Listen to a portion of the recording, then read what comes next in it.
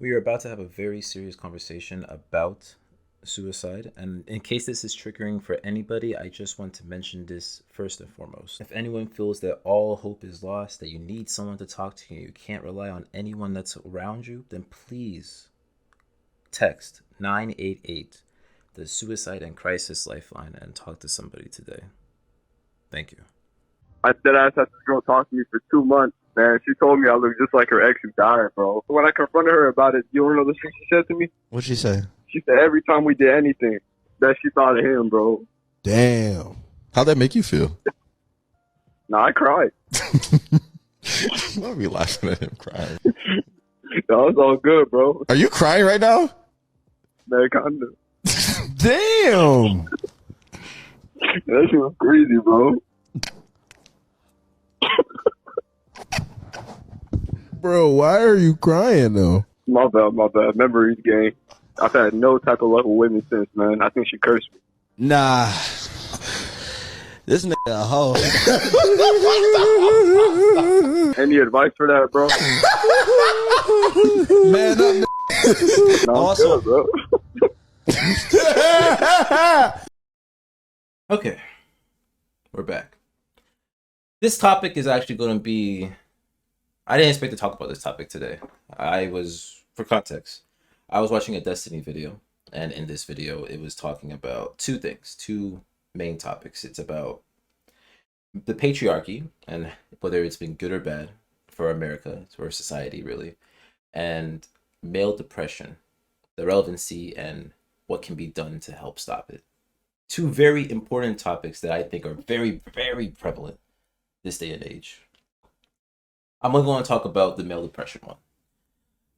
Not by myself. I'm going to have the video as guidance as well. But I just want to talk about male depression mainly because I am a depressed male. Everything that they said in the video when they were talking about the kinds of males that are depressed, the ones that are isolated, the ones that don't have too many friends that they can confidently talk to, right? The ones that have this attitude, this mentality that they can do things by themselves. They don't need anybody else.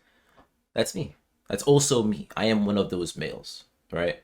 So understand that when I'm listening to this, when I'm talking about it, and when I'm giving my feedback, this comes from understanding that place and currently living in that place, right? So if I say things that you may not agree with, and you think I should because of my situation,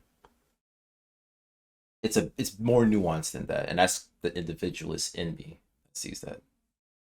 But enough of a prelude. Let's just jump into it and talk about it. And I feel like I should explain this.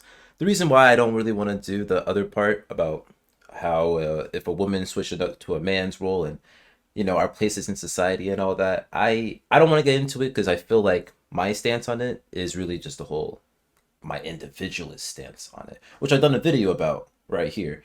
But I will talk about that more in like a different video, when I remake my individualist video. Or yeah, something like that. So that's why I'm not going to talk about it, and that's why we're just going to focus on this part. Okay, roll it. The choice, I feel like. All right. And I cool. personally like being in the kitchen. All right. Anyway, let's move on to the next topic. This has actually got the most uploads by far, so it seems like people really care about this. So this is the proposition. Male depression is an all-time high. Men are committing suicide in record numbers. Why is this happening, and what are potential solutions? And for this one, I guess we'll do opening statements again. Angela, you can go. Let's keep it a minute or less, though. Let's keep it quick. Wait, sorry, what was it again? So I'll just repeat it. Male depression is an all-time high. Men are committing suicide in record numbers. Why is this happening? Like, why are men more depressed nowadays than they were? And what are some potential solutions? Okay, so before we really get into the opening statements, I want to give my opening statement. Now, I have watched this video, but when it comes to male depression, when it comes to being depressed as a male, I think it's because there's been a reversal of the roles or the teachings that were instilled. For example, when I was younger, I was told not to settle down, find the right woman for me. There's going to be a bunch of women. There's so many women out there that I shouldn't just go for the first one I see, right? The first one that's good to me. I should be I should scrutinize. I should be careful. I should go out. I should have fun, right? I have to worry about things, but not as much as my sister. And my sister, on the other hand, she would have to worry about you can't have your legs uncrossed, right? You have to be very reserved. Uh, you find a good man, you lock him down, right? And that's not just my sister. A lot of the women in my family also catered to the same ideology, right? That's because back then it was truly a men-driven society. It still is now, but it was more so back then. But I think the advent of technology, the ability to express a message to millions of people fast, and I also mean that with like television as well and radio, but really social media. Because of all those things, we had a reversal of the roles. And what is this reversal? Now it's women who are told, yes, you have all these options, so many options that you can find not only on the phone, but out in the world. So don't settle. Go out, have fun, but always be careful. Always have a group of your friends around, and don't ever be alone with a man. All sage advice, all important things to tell a person. Hear what I'm saying? A person versus a woman. But that's an individualist point of view. And now men are the ones that are told you need to be reserved. You can't be openly talking to all these women randomly on the street. You have to know when and where. You have to be respectful. Which is not bad. You should always be respectful. You should always choose when you should go after someone. I'm not saying this is bad advice, but I'm saying that this is the advice that this is the reversal that men are being told now, right? Back then it was like, oh, you don't have to be respectful. You can just go up to any girl, say what you want. Hopefully it's the right things to have them fall in, to be with you, or if it wasn't, it wasn't. But now that's different. Now you actually have to. When I say respectful, maybe I should be more specific. When I say respectful, right?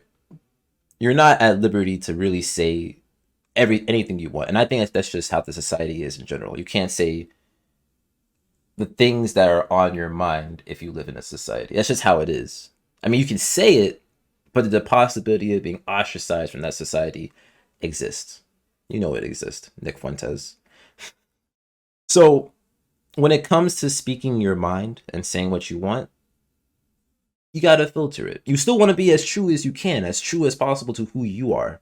And this is why people have individual corners of the internet, like me right now, to say these things and to say their piece. But when it comes to going after someone you don't know, there's a certain amount of respect you have to give, right? And I'm just saying that that burden of respect is now more so placed on men versus the women. Just in this society now, with things like the Me Too movement, uh, all that stuff, which is important movements and necessary movements, very necessary. I don't want my message to be construed as if like I'm against women or anything like that. I'm for the individual, right? I want to make this very clear. I'm for the individual, man, woman. It doesn't matter. I'm for the person, just the singular person that you are watching this video. If it's a group, it's a group. But I'm just for the you, the one with the only two ears listening to this. That's what I'm talking about right now. Okay. So yeah, that's just how I see it. That's just how I see the world kind of working. Now I'm going to watch this debate though. I'm going to see their points of view and I'm going to argue them. And I'm going to go with or against. But I just want to let you guys know my point of view and where I'm coming from. Solutions.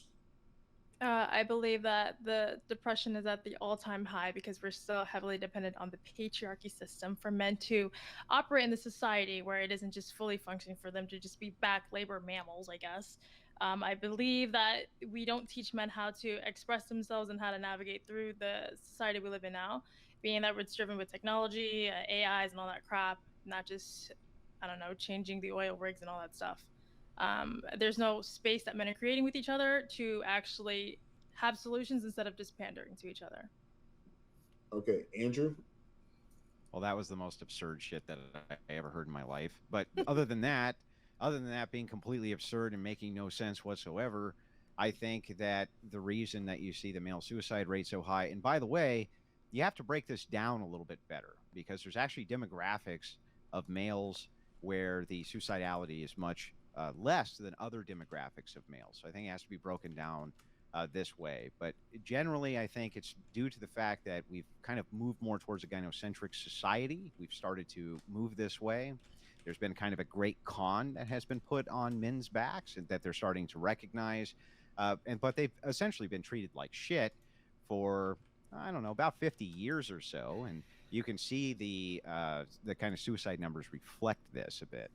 So as you're kind of looking at this scale and this arc, which has happened, you start to recognize that divorce is pitted against them. All of these different things are pitted against them, and then you have this really key fundamental factor, which is that nobody gives a shit about men, including other men. Now, we are competitive by nature. We're always going to be competitive by nature, and I would expect to see the suicidality of men be higher than it is for women. I would expect to see that due to that kind of ontological nature which we have. So I think that also another thing which people forget about in this conversation often is that men are just better at it. So when they take the final solution, they make sure it's final because they know how to use guns and things like this. They make sure that it's over. Whereas women, when they make these attempts, they use pills, things that won't damage the face, all of these different types of things. So this is more than just a singular answer. This is more nuanced and it has complexity to it. So I'm happy to get into it. Michael.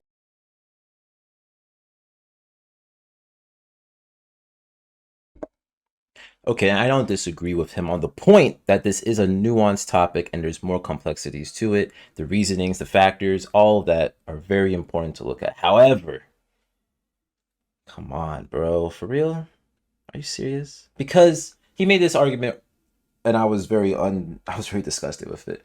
So he wants to make the argument that men, because men are now in this gynocentric, which means women-centered society, which it kind of is catering towards, which is, I understand, right? And that's back to my argument about the advent of technology and, certain things being exposed about how trash men really are behind the scenes, right? But regardless of that, he wants to say because men are more driven, have this innate nature to be more aggressive, better than women at whatever it is, when they want to unalive themselves, take the final solution, they're just always going to be better at it. And that's why male depression is higher versus women depression, because women will just, take pills and take the easy way out, nothing difficult, because they don't want to destroy their beautiful face because they're so vain. Like, come on, bro. I think that's the argument that he's trying to set up, and I think that's disgusting. I think it's a horrible argument. But it's the opposite side, so something to fight. But yeah, I'm not a fan of that. I'm not a fan. No, any man will. I think any person, if they want to unalive themselves, they'll do it. And I think anyone. I don't want to question. Oh, because you didn't unalive yourself in the most optimal way, you don't really want to do it. I don't. Who wants to think like that? That's disgusting to think like that. A person is, whether crying out for help or not, feels that in their life, it's not worth having anymore. Anything, whatever the factors, the reasons are, right? Whether it's internal, external, whatever. Whether it's a combination. But your argument is because men are better, right? And they'll use more violent or final solutions. That's why male depression is very prevalent.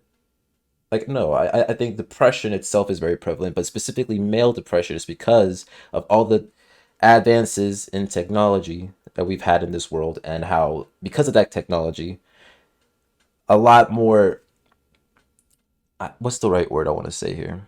Because it's not, I don't want to say liberal, but I want to say a lot of ideals that are against the old society, I guess the patriarchal society, a lot of those ideas are now being shared with people across the world, right? So a lot more people are adopting it, especially here in America. So that's what I think. But let's continue. Michael. Yeah, Andrew took part of my point. So men and women, on average, do attempt suicide at similar rates. Now, when we're talking about 40-year-old men who are divorced, that's a much higher level. But men tend to commit suicide more because they use guns and ropes and balconies, and women tend to use slitting of the wrists and pills. I don't know if we can say this all this stuff on YouTube, You but can say that whatever you want tends, to my channel. yeah, that tends to be the reason why. Now, going back to what you said before, I'm going to go back to my original statement before. As we get further and further, like if the majority of the human experience, let's just say 300,000 years of the human experience, has been humans in survival scenarios, and things that aided in survival would lead to rewarding, and things that were not aiding in survival would lead to, like, say, depression. As we get further and further away from a survival scenario, and we get our gratification from things that don't cause us to accomplish goals, or don't accomplish us to move our bodies, we just sit there and, like, again, I play a ton of video games, but play video games, watch pornography, things like that. As we get further and further away from a survival scenario, we're not accomplishing goals, and thus, by not accomplishing those goals, we get further and further into depression. We get further and further away from our natural state, and that's why I believe the increase in depression, especially with men, is concerned, and that also men being zeroed out after divorce. Destiny. Yeah, I feel like men have a really hard time like sorting themselves out emotionally, especially later on in life. I think like the highest age for suicides, I think it's like the 40 to 60 demographic of, I think for white men are like the highest at risk. And I think a lot of the times it's because it might be because they're divorced. It might be just because they're lonely, but like kids are out of the house. They don't have any friends. They don't know how to reach out and talk to anybody. And then men have a really hard time asking for help because I think like 40% of them say that it's like too embarrassing to do so, or that like they figured it out on their own and they don't want anybody to help them. So I think that men are kind of really in a rough shape when it comes to emotionally navigating the world. I don't know how we can blame it on feminism or anything else when it seems like men have always been predisposed towards higher suicidality than women, I believe. Yeah, seems like I go with that one. Alec. Okay, so I think Michael and Destiny actually both made pretty good points. Michael's point was how men, as a lot, especially the men that go through divorce or similar things like that, who get zeroed out, like and lose pretty much everything. Yeah, those men would be more readily to unalive themselves than most people, right? However, I like how he does recognize that most people are depressed.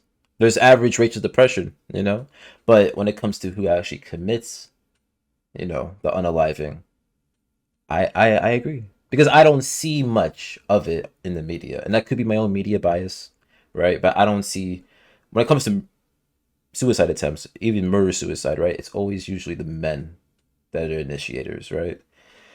Other people may die, other genders may die, but it's usually the men. So when I think about that, I don't disagree with his point. However, going to Destiny's point, he's not incorrect. A lot of these men don't have the tools. A lot of them aren't willing to go and be like, oh, hey, I need help. I really need you to listen to me at this moment in time. Because a lot of people don't have the time for that, which I understand. But there's also a lot of people who don't have the time for themselves, which is what makes dealing with depression, dealing with everything that comes around in this world tough. It's all tough. So both their points, I understand that completely. And then the final point would be, why is it at record high numbers? You have social media, you have all these red pilled shit, and like all the social media shit where a depressed single man is at home, goes on his phone, is just scrolling through these billionaires with these supercars, with these models, and thinking, I will never have that. What is the point of living? No girl wants me. I'm miserable. I'm fat. I'm overweight. I'm not fit. I will never be attractive like that. And they feel like there's no fucking hope. And they don't want to go to therapy because it's frowned upon. They don't want to reach out to their friends because they'll get bullied for it. I just think if men were more, I don't know, supportive to other men, I don't think we'd see that much of an issue. And I personally don't know what to do to change that, because men have been like this for decades and decades and decades. Open pan. So I was so disgusted with her first 2 points that I didn't even recognize how excellent and fantastic her third point is. Her third point's absolutely correct. Like, yes, if men were more supportive of each other and didn't frown upon the things like therapy and reaching out to others like, they have been since time memoriam, yeah, things would be better. I think things would be better with men. Wow. She made a really good point. But I'm so disgusted with the connotation that was exuded from her first 2 points, and maybe that's my issue. But from her first 2 points, right? Let me go back so I don't fuck it up, right? Ultimately, it's kind of men's fault. Men don't support other men. Men don't lend an open ear to other men when men are down. If a man goes to another man and says like, "Hey, I'm depressed. Hey, I'm going through shit. It's fucking weak. Hit the gym." Like, pussy, soy boy, hit the gym. Like, get off of Pornhub. Like, and they don't, like, men don't help other men going through issues, and because it hurts a man's ego to go to a woman who, and women often are supportive, but men almost never turn to a woman for emotional support because men have an ego issue. If men were more supportive to other men and men had less of a fucking ego, I think that men would be able to get the help they need. And in addition to that, uh Andrew brought up the point that, like, when men commit suicide versus women committing suicide, a lot of times men just do it better. Like, that sounds really fucked up to say, but it's true. And then the final point would be, Okay, I think I know what was the part that rubbed me the wrong way initially. And it's because I was still formulating my thoughts about it. When she said that men are just better at it, I mean, it's not. It's true. I see it now after I talked about it with you guys and really analyzed it in my own brain. Right, that is true. But when I first heard it, I was like, ah, God, how can you say that? How can you say these words? These are not good words to say. But in reflection, yeah, she's everything she said was right. You know, and I think it's my own ego and having to hear that.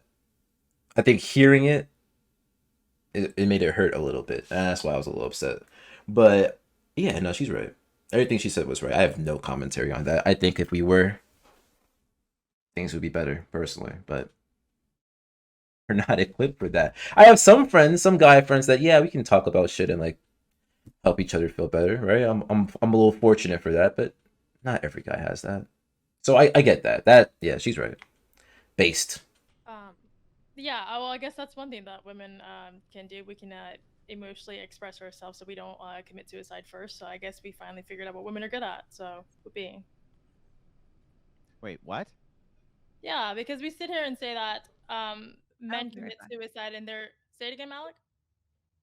No. This is a question sorry. for you. This was your I'm sorry, statement. I I just heard said I'll be something. right My back. sentence Yeah, banned. yeah. So, You don't think that it's because, women tend to like take pills and things like that that are less effective than men? no, I think at the end of the day, I think Because women have what to men learn will to do is they'll express literally put a weapon in their mouth and pull the trigger, so there's absolutely no chance that there's going to be a failure.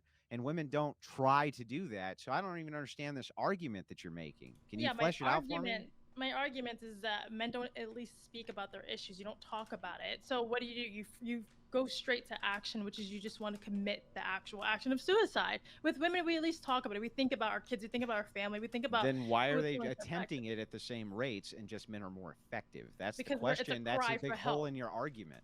It's a cry for help. It's a cry for help. Is it a cry for help, or is it because if you look at what undertakers and people like this say, women don't want to damage their face? There's a big thing with literally, I don't know why, but they don't actually want to damage their face when they have an open casket funeral, things like this. So they tend to not, and also because they don't usually own guns, they don't tend to utilize guns for suicide. Don't you think that?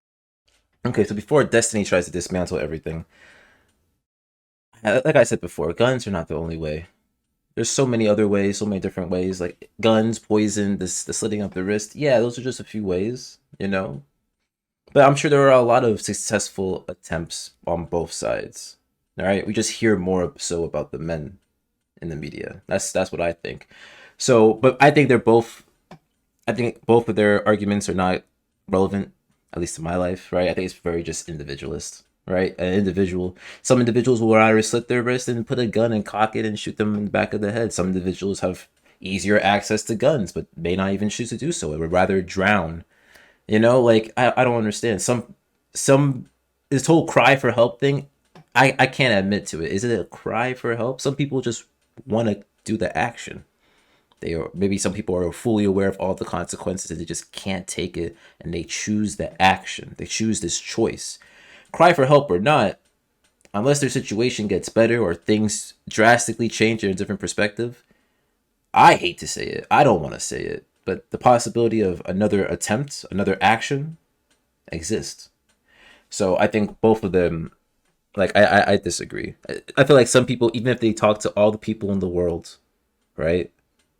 And I kudos to them for trying. They talk to all the people in the world. Some of them people will still commit, unfortunately, and that's a thing that exists. But again, this is an individual speaking. I'm not supposed to agree with all of them. So That's I a think better it's- explanation. I don't think that's. This might sound mean. I wish I could find research to back this up. But like, if you're a woman and you take like 8 pills, I don't think you're trying to kill yourself. I think if you want to kill yourself, I think you'll kill yourself. I feel like it's more borderline of a personality disorder. what? Like borderline personality disorder. Sure. Like cry for help. Sure. Yeah. Yeah. I think. Yeah. I don't think that. I don't think that if you try to OD using pills, I don't think you're as committed to it as you could be. and it's a hard thing to say, but that's not incorrect. Also, yeah. If you really want to do it, sure. You know, and if it's a cry for help, I mean, it's disgusting a little bit if you do so as a way to hostage people to care about your needs. But if it's a serious cry for help in the sense that you really, really want someone to stop you so you can get better, while it's still questionable in my eyes, it's more understandable than using it as like a hostage situation. Like if you have to always say, I'm going to unalive myself. Like if you do this, I'm going to unalive myself, then that makes you disgusting as a human. I'm not going to say anything else above that point, but you're disgusting. Yeah. So going back to men not expressing their emotions, they don't talk about it, they don't create spaces for it. Angela, can I ask you a question? So a lot of Please. the times, if you were to say, why is it these men are actually committing suicide, or you were to ask them, a lot of them, it's financially being zeroed out. So that's one of the things where if I'm in that situation and maybe I do want to talk about my feelings, it doesn't make the problem go away. And 86% of the time, primary care is given to the woman after a divorce. And so now I've lost my children and I've lost a lot of money. It's not saying that it's a justification for committing suicide, but a lot of times feelings don't have anything to do with it. And that's the reason why they would commit suicide. It's not necessarily that they're not talking about their feelings enough. Does that make sense? Yeah, I That just think might be an we alternate can talk- hypothesis rather Wait, than wait, just wait. to think Also, wait, hold on, affects real your quick. conduct. Your example kind of defeated itself because you're saying that the reason why women don't commit suicide as much after divorce is because so many people console them. So it seems like it literally is because of their feelings. No?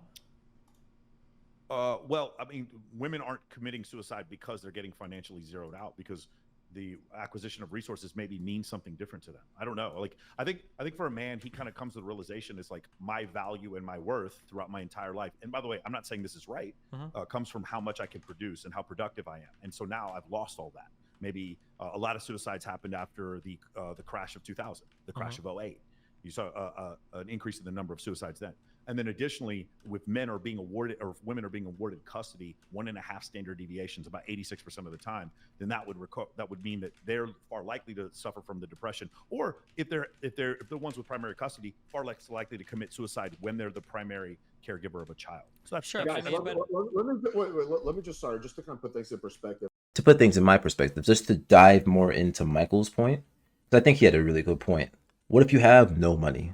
You're zeroed out, actually zeroed out after divorce and everything like that, and you get the money back, right? But you already went through a lengthy court proceedings and everything like that, and you lost your kids. Let's say you had kids, you lost them in the process. It's going to be tough to consider the sanctity of life when you, after losing everything, to try to get it back, lost it again, right?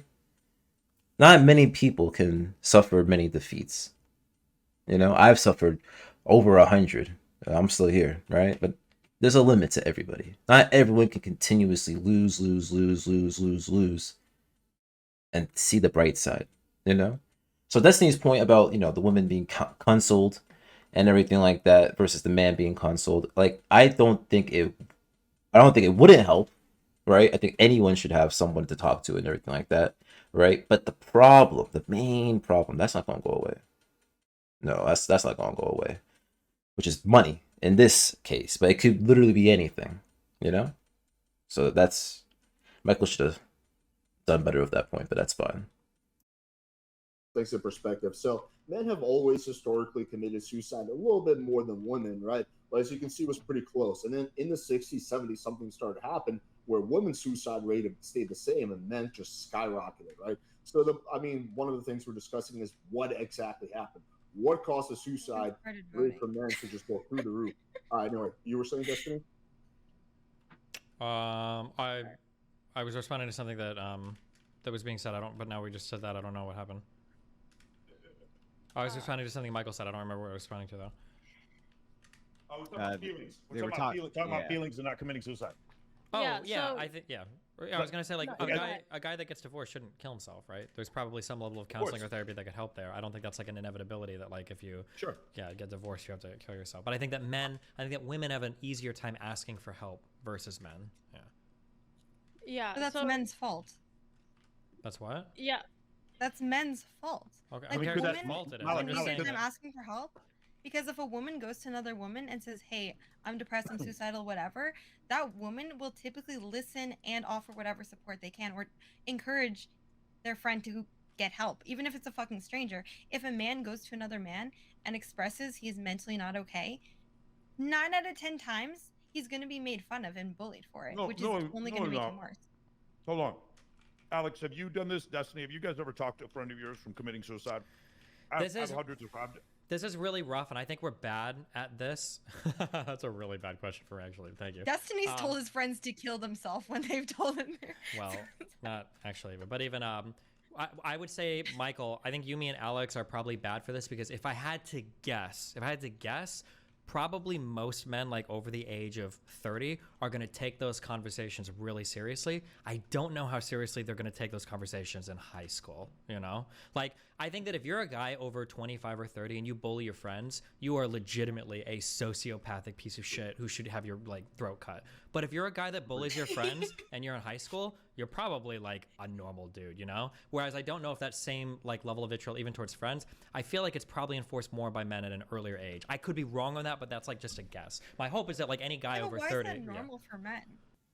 On to adding more to his point. Yeah, for camaraderie and being together and friendship and all that. Yeah, men bully each other. I mean, I think bullying's the wrong word. I think make fun of, uh, poke light at each other. I think that's really the better terms. I think bullying, like legitimate bullying, like I dislike what you're about, so I'm going to make fun of you about it. Like, and you want to know it's real. Yeah, that you are sociopathic, right? And I do think a lot of people, especially high schoolers and middle schoolers, like the younger you are, the more inclined you are to bully somebody and not care about the consequences. I think that's true too. Now, when it comes to topics like suicide and everything like that, I don't have a good enough experience to like tell you whether me as a middle schooler would be better than me now in like talking to someone about it, because I feel like I'd be the same. I would be receptive. I would listen. I would just do what I can. I would do the best I can, right?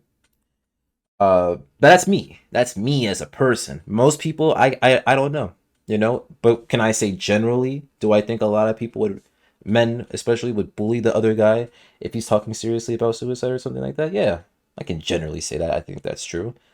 Now, is that my experience? No, but I don't know. Different strokes, I guess. But I would like to use this quote.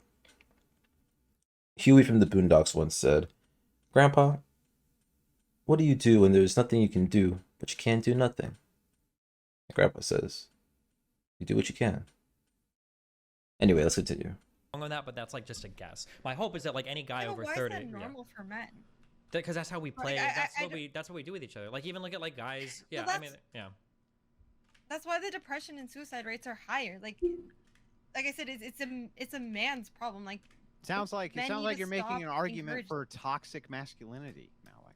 True. It is toxic masculinity. Base. When did Malik become a progressive? I have seven during this brothers. fall? I have 7 brothers, When and did this I'm happen? very close with all of them. So I barely am familiar with how men think and their mindsets towards things.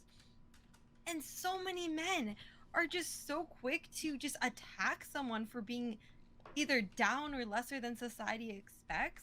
And it's like I never see men, like, okay, sometimes you see it, but like the majority of the time when a man is down, other men because they're competitive by nature. They will try to get higher up and leave that man in the dirt or push them even lower to get higher up in life. Like men don't Yeah, but Malik want to isn't like all part, win together. but isn't part of the stoic nature of men and all of that hazing that also leads to a quality that nobody talks about, which is bravery. No, Couldn't it it be doesn't. possible that some of this could be accounted for with the fact that men will actually follow through with this because they're braver than women? I think he's trying to link it back to unaliving, which is why I didn't like this guy. And if that's the case, what's the point of bravery if you can't use it? Tell me that. I don't even want to engage with that. Tell me, what's the point of bravery if you can't utilize it? So you think the bullying that people endure makes them braver? The true bullying, real bullying, can cripple, destroy, and ultimately decimate a person's hopes, dreams, and confidence. You know, I don't want to link it to school shooters because I feel like a lot of them do not have this standby. But for someone that feels so low in the world, so low in society, and they get bullied, harassed, all that stuff, they could reach that level. They can reach it. That level is not unattainable to them, depending on how low they will go, on how bad they feel. You know what I'm saying? So, no, I don't. His argument's disgusting. I don't think the there's deeper anything issue, brave. Hold on, Roger. I don't think there's anything brave Wait, about like the committing suicide. suicide? Like, No, your I don't case- think that's bravery. Wait, I think suicide You is the don't- most well, you cowardly don't thing think- you can do. I don't Okay, think well, these are bravery has nice. anything to do Hang with on, hang on. suicide. These are nice platitudes, but most people don't lean towards self-termination, and there has to be some kind of aspect of follow through to actually do that.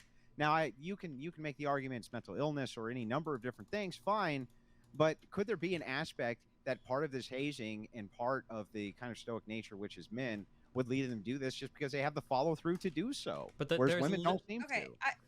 I Okay. personally will never excuse suicide or try to make justification for it. Suicide is quitting, it's giving up on life, it's throwing in the towel, it's being a coward, and it's being a shit person to everyone in your life. It's literally one of the worst. I feel like I have to address this. I think this is what made me dislike her. I think I got to this part of the video and I was like, okay, I need to say some stuff. I've unfortunately had a conversation like this back in high school, so I was to label it as cowardly, put all this negative connotation on the act without really considering the reasons why. If you can believe that, if you can believe that what they're doing is just a shitty thing and a cowardly thing that they're putting on everyone else, then you're fucked for that. I think you're fucked for that. Why are you looking at it as a detriment to your life? They don't want to live their life.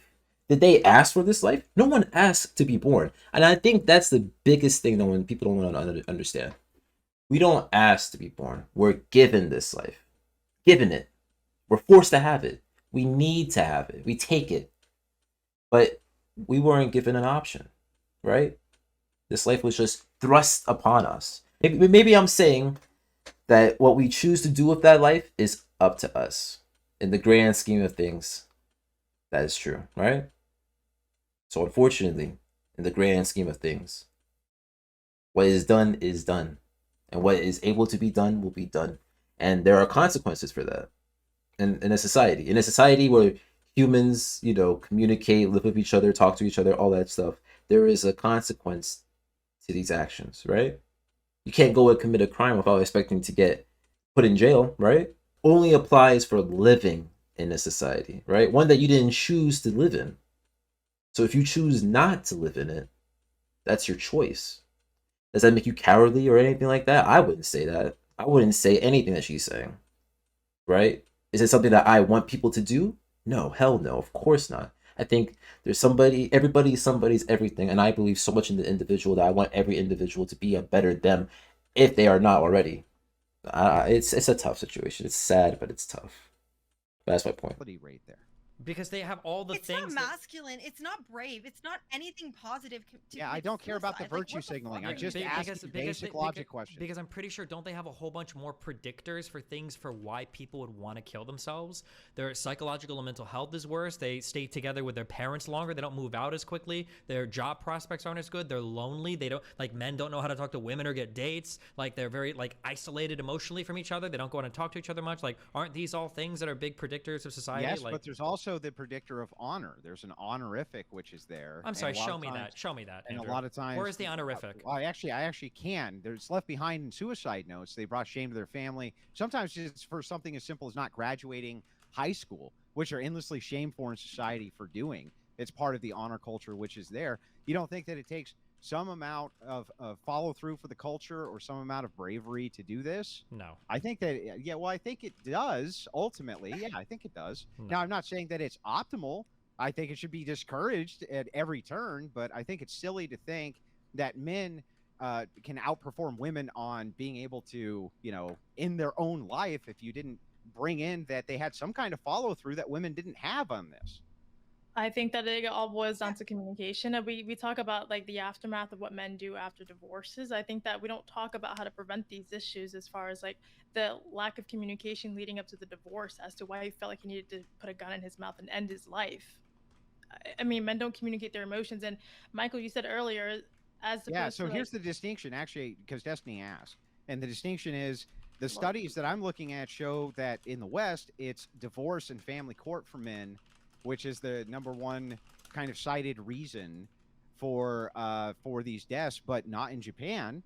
That's not the case in Japan. Yeah, because they're not even fighting getting for married. divorce. But keep in mind that it could be the same reason, right? So, firstly, it's hard to figure out a reason for suicide because a guy that kills himself can't really tell you why he did it, right? They now we leave can look at notes. like attempted suicide. But however, when you say divorce or marriage court or whatever, are they killing themselves because they got divorced, or are they killing themselves because they're alone and they have nobody to talk to or be with now? Well, So- I and, think- and so in Japan, when you kill yourself because you can't even get out of the house to find a significant other, or you're lonely your whole life, a guy that hasn't even been married might kill himself for the exact same reason a divorced man kills himself.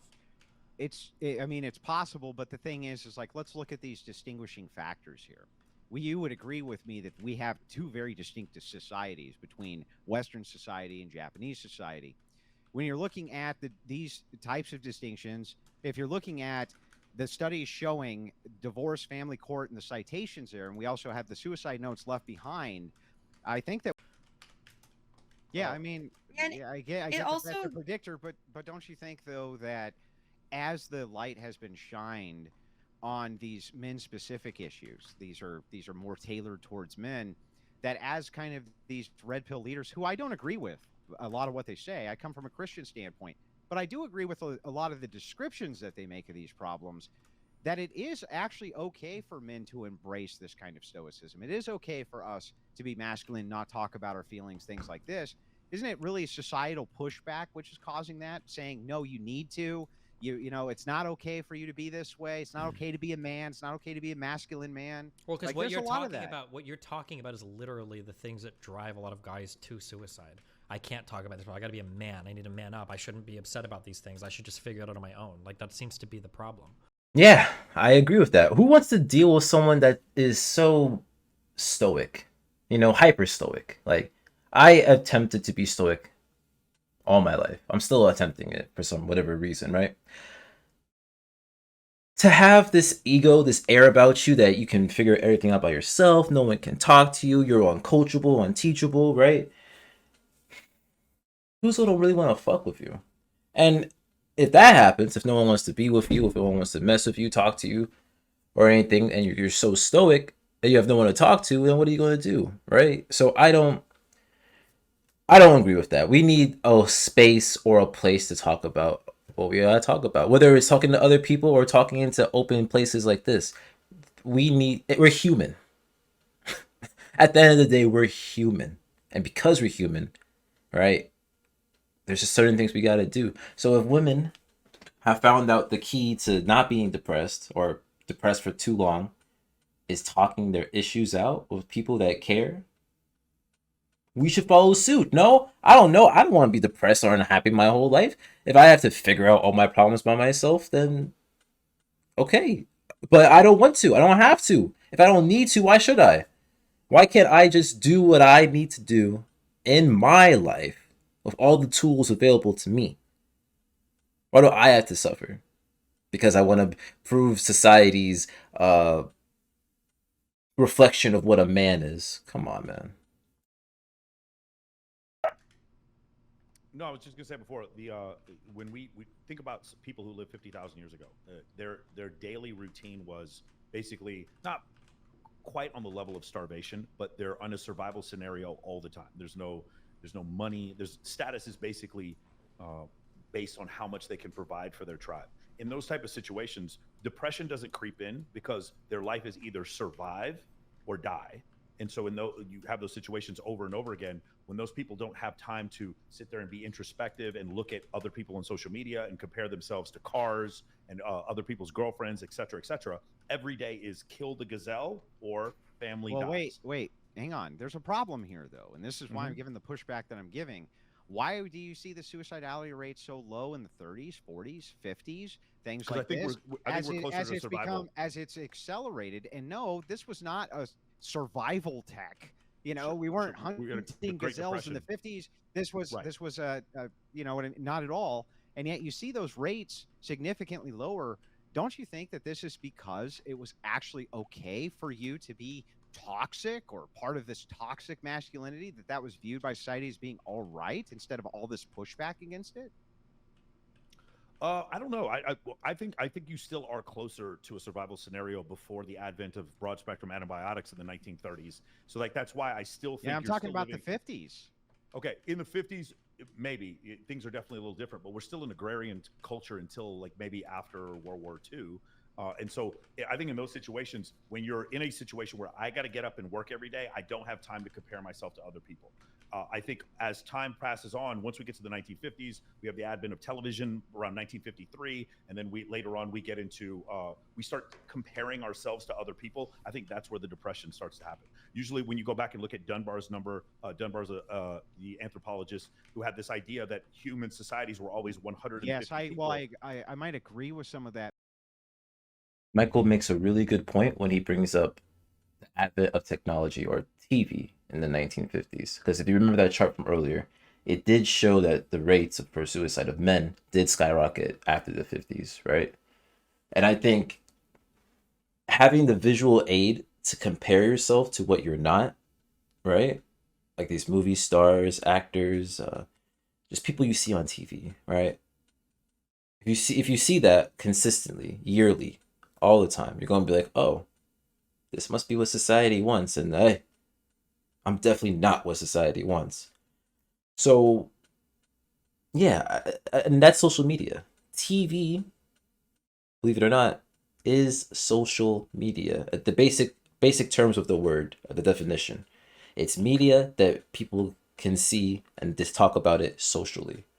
Whether, even though it doesn't have the same ease of access format that you have with comments and everything like that and liking stuff and whatever, it's still social media. So once social media was introduced, that's when the rates started to increase and people started to see themselves differently and everything like that. So to Michael's point, I think he's very correct. I also think he's correct when he says that people who live in a life or death scenario consistently every day don't have the time to reflect, don't have the time to think about their lives, you know? And I think the people before TV, or I want to say before true comfort, didn't have to worry about, you know, what other people thought about them unless it affected their job, right? Now, with the advance of technology, things become easier, so there's more time to ponder, which means there's more time to be introspective, which means there's more time to think and or possibly be depressed. You understand? So, yeah, he's right. Absolutely right. But again, the pushback is, even if that's true, if it's the advent of television communication, isn't it a pushback on the ideas that you have and the masculinity that you hold and things like this? That's bad. Isn't that the pushback you're talking about? Sure. By the advent of these things? That could be it too, but I also think like it's not necessarily like people going around and being like, I need to be more masculine and more feminine or talk about my feelings. I think it was one of the things that I've noticed is that when I went to basic training, all the things I cared about before What branch? basic training. What branch were you? Air Force. When I went to That's not well, basic training. I was with the OTS. When I was in OTS, I remember how about this survival school. I went to SEER school where they beat you and they throw you in a jail cell and they keep you up for a couple of days. When I'm in those situations, one of the things I remembered was I didn't care Is that pararescue? No, I was. It's Spokane, Washington, at Fairchild Air Force Base. It's SEER school, survival, evasion, reconnaissance, and escape. Yeah, I thought that was a prerequisite for pararescue. I'm sorry. Yeah, it is. It is a yeah, correct. Okay. There were pararescue guys in our troop, in our class. Okay, That was gotcha. back in 2004. So anyway, in that situation, I noticed all these things that were in my mind, all these weird thoughts about how do I look, and I didn't care about how I looked. I didn't care about how I smelled. I didn't care about talking to women. I didn't care about what TV show was on. I was back into because those are okay. scenario. It was all okay, right? It was Yes, it was pushed that you should be that way. Because I had 3 square meals and a place to sleep, so then I could go previously and then debate who owns Twitter or who the next president is. When I'm in a survival scenario, all I care about is surviving, getting away from pain, finding a comfortable place to sleep, and finding food. And the majority of human existence was that. Yeah, but wasn't And the culture based around embracing your masculinity and embracing what are considered broadly now to be toxic features? That is part of military culture. And so, of course, if that's the case, as you see this, wouldn't you agree with me then that a lot of this pushback maybe comes from all of this telecommunication and things like this pushing back against your nature? What do you say? Okay, and before we hear Destiny's point, I actually want to add my own pushback. Pushback to both of them, because I think they're going to come to a conclusion that's not what I'm thinking. I think what Michael's saying, I think he's going to apply it just to men, is about how life or death, when it really comes down to being a human and our base desires, you're not caring about any. You don't care what Paris Hilton is doing tomorrow. You know what I'm saying? What Andrew's trying to say is, okay, so yeah, you have all that, you believe in that, and that was okay because you're a guy and that's expected of you. Now, what I'm going to say is this. Man or woman, you put them in that life or death scenario, it's going to be the same thing. In terms of they're not going to care about anything. It's only going to be about survival. Like, yeah, it's the same thing. We're not different in that aspect. You know, if I meet someone on the street with a knife, man or woman, I don't care. I'm caring about survival. It doesn't matter who they are. So that's how I'm seeing this argument right now.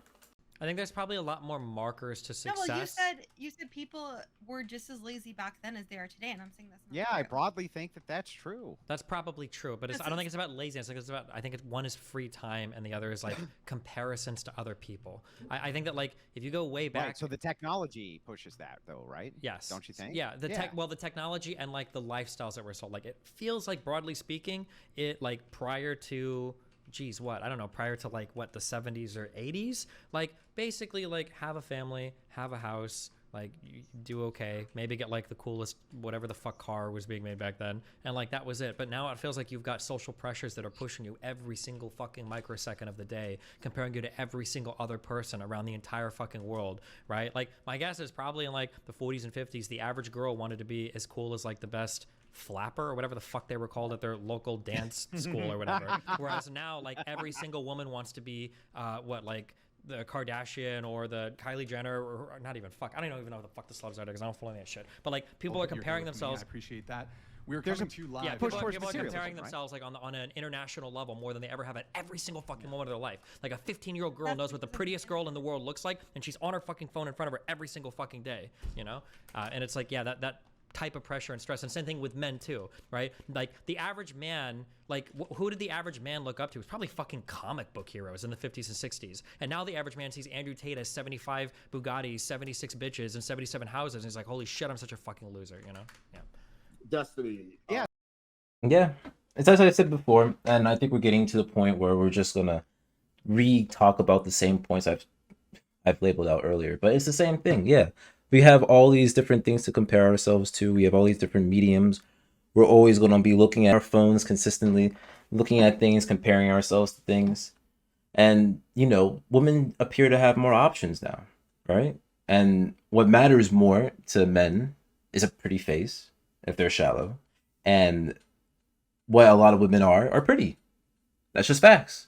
So in this society where there's a few men at the top and a lot of women looking towards those top men, there's going to be a lot of men at the bottom who feel neglected, overlooked, all that stuff, right? And that's just because of this advancement in technology and the way our society has geared from back then to now. I mean, as Destiny mentioned, women back then were thinking about being like a flapper or something, right? I'm sure there was actresses and celebs out there that I can't remember at the moment, but I think those were the ones that people would aspire to. Forget the flapper part. It was just a comparison in that people will always aspire to be those who are quote unquote prettier than they are or higher in society than they are, right? Flapper or not. So I see the point there. That I do. I don't disagree with it. I think technology has made, as I said in my modern dating video, difficult.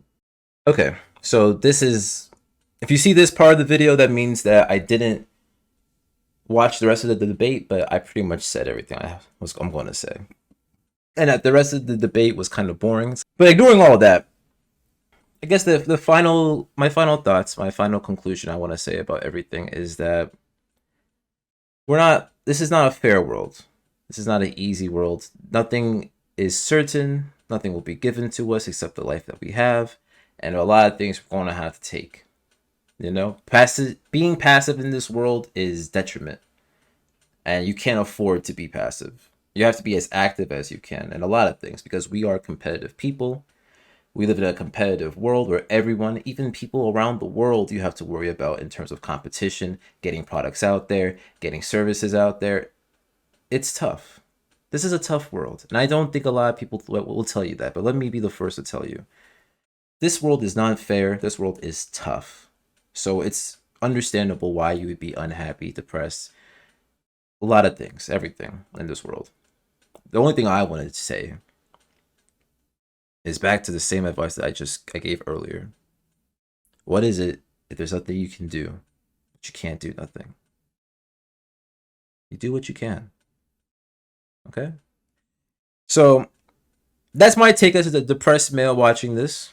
I hope other people out there can just, be a better friend to the people around you. No matter who they are, just be a better friend. And if someone comes out to you, even a stranger, if someone comes to you and is asking for help in terms of just speaking, just talking, right? Do what you can. Don't give up yourself. Never lose yourself. Because that'd be the worst thing. But do what you can. Because we're all, whether we like it or not, we're all together in this world. We're all humans. We're the human race. So why can't we help each other? Anyway, those are my thoughts. Thank you for watching this video. Thank you for my supporters. Thank you for subbing to me. I don't know if I have a format yet, but we're kind of getting somewhere, so I don't know. Next video will be shorter though, so see y'all in the next one.